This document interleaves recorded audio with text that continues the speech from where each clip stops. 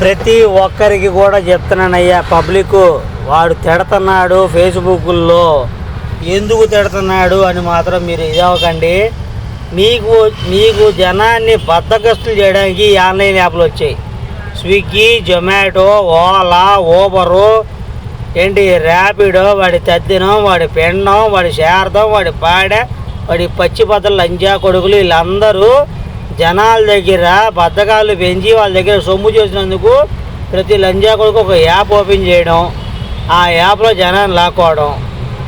ఈ జనాలకి ఒళ్ళు వచ్చి హాస్పిటల్లో అడ్డమైన రోగాలు వచ్చి అడ్డమైన మందులు మింగి లక్షల హాస్పిటల్లో జంగబెట్టడానికి మాత్రం డబ్బులు వస్తాయి, కానీ కష్టపడే ఆటో వాడికి మాత్రం రూపాయి ఇవ్వడానికి కుదరదు. ఆటో వాడు ఒక్కడే కాదు, ఏ కార్మికుడికైనా, తాపీ పని చేసేవాడికైనా, కూలి పని చేసేవాడికైనా, ఇసుకెత్తేవాడికైనా, ఎవరికైనా రూపాయి దానం చేయాలంటే చేతులు రావు. ఇలా అమ్మాలి మామూలు పెడతారు యాపుల్లో. 10 మంది ముష్టోళ్ళు రోడ్డు మీద పడుకుంటే వాళ్ళకి అన్నం పెట్టేసామని వీడియోలో పెట్టి సెల్ఫీలు పెట్టి నానా జంగలు నాకుతారు. పబ్లిక్గా 10 మందిలో ప్రపంచంలో విజయవాడ సిటీ మొత్తం తిరుగుతున్న మా ఆటో కార్మికులు కానీ వేరే కార్మికులు కానీ ఎవరికైనా మీ చేతితో 10 రూపాయలు దానం చేశారా? ఫర్ ఎగ్జాంపుల్ హర్షసాయి ఉన్నాడు, వాడికి డబ్బులు ఎలా అవుతున్నాయో మాకు తెలియదు, కానీ ఒక నెంబర్ ఇస్తాడు ఫేస్బుక్లో, ఆ నెంబర్ ఫాలో అవ్వండి, దానికి హాయ్ అని మెసేజ్ చేయండి అంటాడు. అవతల నుంచి వేరే వాడు కోయంబత్తూరు నుంచి అంటాడు, వాడు కలకత్తా నుంచి అంటాడు, వాడు తంజావూరు నుంచి అంటాడు, వాడు పెండం ఊరు నుంచి అంటారు. ఫోన్ చేస్తే 500 వేయండి మా అకౌంట్లో, పేపర్ ఫీజు అంటాడు. మీ అకౌంట్లో 50,500 పడిపోతాయి అని అంటాడు. 500 పోతాయి, మన ఫోన్ హ్యాక్ అవుతుంది, మన అకౌంట్ హ్యాక్ చేస్తారు, మన డబ్బులు దింగేస్తారు. అట్లా లక్షలు సంపాదిస్తున్న అసహాయి వాడికి యూట్యూబ్ వాడు మాత్రం కోట్లు ఇస్తున్నాడు. ఎందుకు? ఇటు జనం దగ్గర వాడి కింద అసిస్టెంట్లు ముఖం చూపించరా నా కొడుకులు, వాళ్ళ ముఖం చూస్తే మేము గుర్తుపడతాం కదా. అలాంటి మోసగాళ్ళని జనం నమ్ముతున్నారు. నమ్మద్దు. ఫ్రీగా వచ్చే సొమ్ము ఎప్పుడు మనకి ఒంటి పట్టదు, మన దగ్గర నిలబడదు. కష్టపడిందే రూపాయి రాదు. ఇంకొకటి చెప్తున్నా, అరసాయి అనేవాడు పురుగులు పడిపోతాడు నా కొడుకు.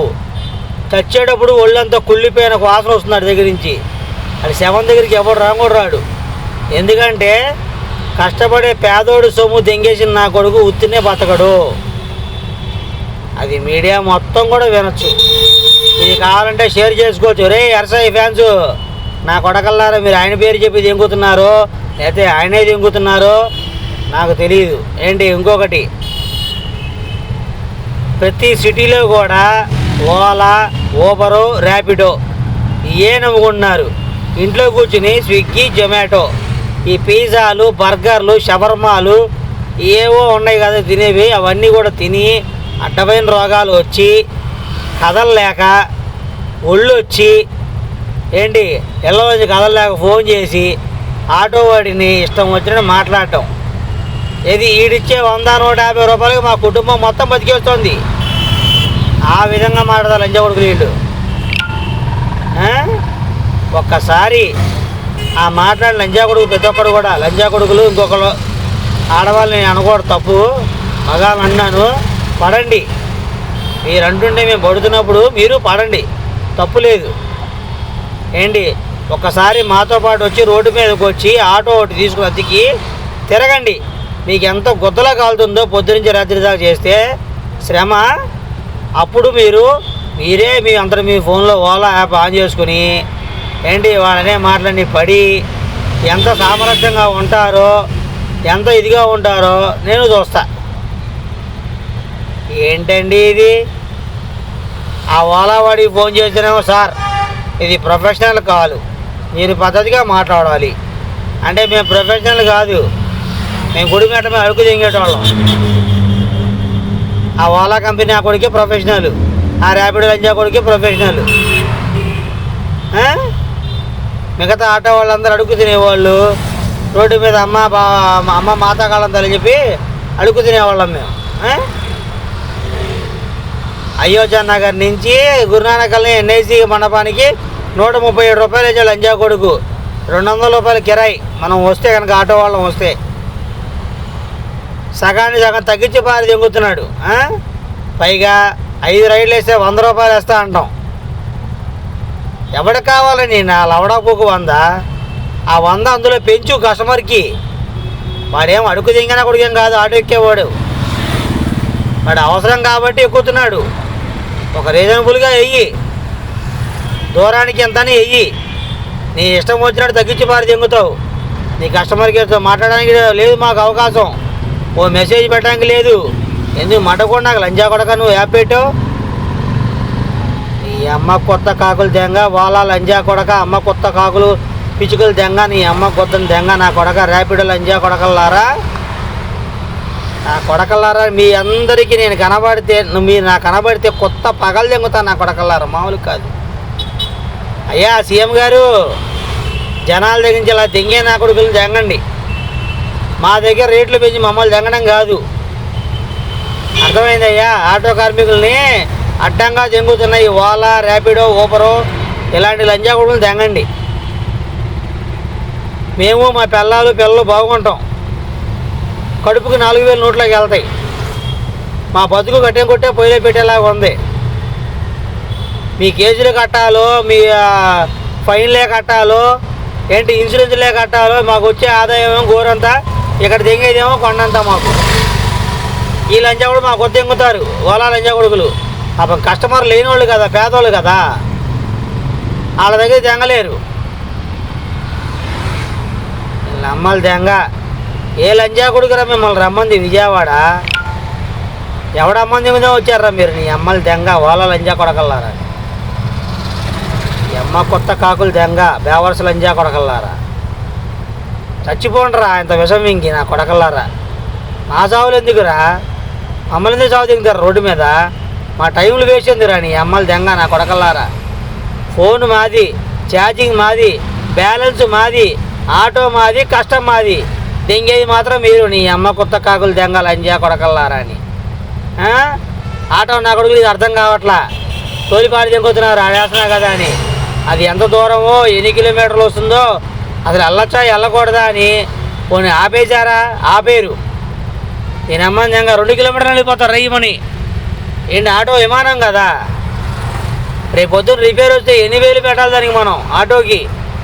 ఆటో రిపేర్ ఆడమ్మ పూక ఆడే చేయించాడు లంజా కొడుకు, వాళ్ళ లంజా కొడుకు కానీ ర్యాపిడో లంజా కొడుకు అని చేయించాడు. మనకి డబ్బులు ఇన్సెంటివ్ అని ఇస్తాడు, ఆడే దింగుతాడు. రోజు పొద్దున్నే ప్లాట్ఫామ్ ఫీ కింద 50 రూపాయలు ఆడ దింగుతున్నాడు వాళ్ళ వాడు, 20 రూపాయలు ఇటు దింగుతున్నాడు ర్యాపిడో వాడు. మరి ఊబర్ వాడు ఎంత దిగుతాడో తెలియదు, నా దగ్గర లేదు, ఊబర్ లేదు.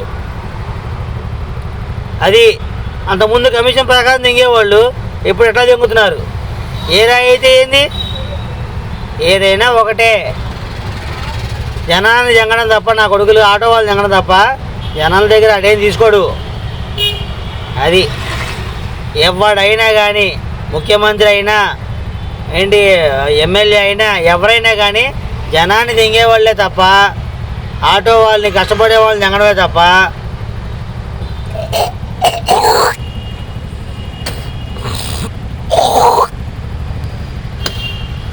ఉన్నవాడి దింగాడని చెప్పి ఎక్కడ ఉందా చెప్పండి? ఉన్నవాడి దింగి డబ్బులు లేనివాడికి పెట్టాడని చెప్పి ఒకటి చూపించండి చాలు. యాపుల్లో మాత్రం రోడ్డు మీద పడుకున్న వాళ్ళకి భోజనం పెట్టేస్తారు, ఇంత ఉప్మాలు పెట్టేస్తారు. ఎవరికి కావాలి మీ ఉప్మాలు? వాడి కుటుంబంలో ఏ ఆపద ఉందో దానికి సాయం చేయండి, వాడికి ఏం అవసరం అది సాయం చేయండి. అప్పుడు మంచిదని ఒప్పుకుంటాం. 10 మంది లేని వాళ్ళకి పెట్టేసి మీరు గొప్పగా యూట్యూబ్లో పెట్టేసుకుని ఆ యూట్యూబ్ ప్లేట్లు తెంగడం కాదు. మా సమస్యల్ని నిజంగా తమ్ము ధైర్యం ఉన్న మగాళ్ళు అయితే సీఎం దగ్గర చేర్చండి. నిజంగా సీఎం మగాడే, ఆటో వాళ్ళని పట్టించుకునేవాడే అయితే జగన్మోహన్ రెడ్డి కన్నా బెటర్మెంటు అనుకుంటే చంద్రబాబు నాయుడు గారు మీకే చెప్తున్నా, మా ఆటో వాళ్ళ సమస్య మీరు ప్రత్యేకంగా తీసుకోండి. నా మీద కోపం వచ్చిన జైల్లో దిగినా పర్లా, మా బతుకులు ఇలా ఉన్నాయి, కుక్కలు చించిన విస్తరలాగా ఉన్నాయి ఈ యాపుల వల్ల. ఈ యాపులు దయచేసి తీపిచ్చేయండి. మిమ్మల్ని కోరుకునేదల్లా ఒకటే, 10 మంది 100 మంది ఆటో వాళ్ళు తిరుగుతున్నా నేను కోరుకుంటున్నాను. నేను చచ్చిపోయినా పర్వాలేదు, ఆటో వ్యవస్థలో నాలాంటి కార్మికుడు బాధపడకూడదు. ఏంటి సార్, పొద్దున్న 9ంటికి వచ్చాం, ఇప్పటి వరకు మేము సంపాదించింది ఎంత అంటే 600. ఇందులో గ్యాసే కొట్టొచ్చామా, ఇంటి అద్దె ఆటో అద్దె కట్టమంటారా, ఇంటి అద్దె కట్టుకోమంటారా, కరెంటు బిల్లు కట్టుకోమంటారా, ఇంట్లో బియ్యం పప్పు ఉప్పు కొనుక్కోమంటారా, మీ చలానాలకి మీ ఫైన్లకి కట్టమంటారా పట్టుకుంటే? చెప్పండి. కాకి చక్కా లేకపోతే 10,500, 5,500, 2,500, 15,000, 20,000, 30,000 మీ ఇష్టం మీరు చేసుకోండి. ఏంటయ్యా అంటే చెప్పండి, ఎక్కడి నుంచి వస్తాయి మాకు డబ్బులు? పిల్లల కిడ్నీలు మా కిడ్నీలు అమ్ముకుని మిమ్మల్ని భోజిస్తాం మీ చలానాలకి వాటికి. మేము మా బతుకులు మాత్రం ఎక్కడే. కూరలు పెరుగుతాయి, నూనె పెరుగుతుంది, బియ్యం పెరుగుతుంది, ఇంటద్దులు పెరుగుతాయి, కరెంటు బిల్లు పెరుగుతాయి, అన్నీ పెరుగుతాయి, కానీ మా బతుకులు పెరగవు. మా కిరాయిలు ఇంతే, మా బతుకులు ఇంతే. 50కి వస్తావా, 30కి వస్తావా, 40కి వస్తావా, 20ఏగా, 15ఏగా. అది ఆటోలు పెరిగే కొద్దీ జనాల్లో కరువు పెరుగుతుంది. 1,00,000 సంపాదించేవాడికి కూడా వాడు రూపాయి ఇవ్వాలంటే చచ్చిపోతాడు. మొన్న వరదల్లో కూడా నేను ఆల్రెడీ ఒక వీడియో ఫేస్బుక్లో పెట్టాను. వరదల్లో కూడా ఒక రోజు కూలీ చేసేవాడు 600 రూపాయలు. ఒక రోజు కూలీ వాడికి 600 రూపాయలు వస్తాయి. 600 కూలీ సీఎం ఫండ్లో వేసాడు. అదే ఉన్న నా కొడుకులు ఏమిచ్చారు? బ్రెడ్ ప్యాకెట్లు, దుప్పట్లు, పాల ప్యాకెట్లు, వాటర్ బాటిల్. ఆ పూట తాగితే ఉచ్చబోతే పోయేవి ఇచ్చారు. కానీ వాళ్ళకి ఎంత ఆస్తి నష్టం వచ్చింది ఏంటి? అన్నీ సీఎంఏ చూడడం లేదు.